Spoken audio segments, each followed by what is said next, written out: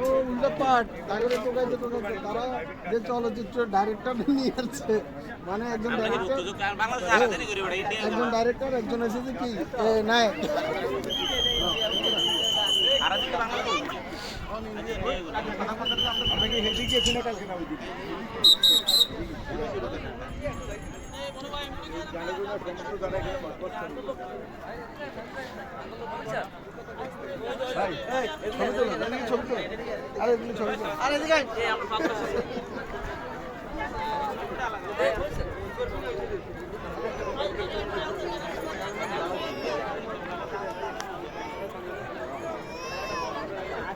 এই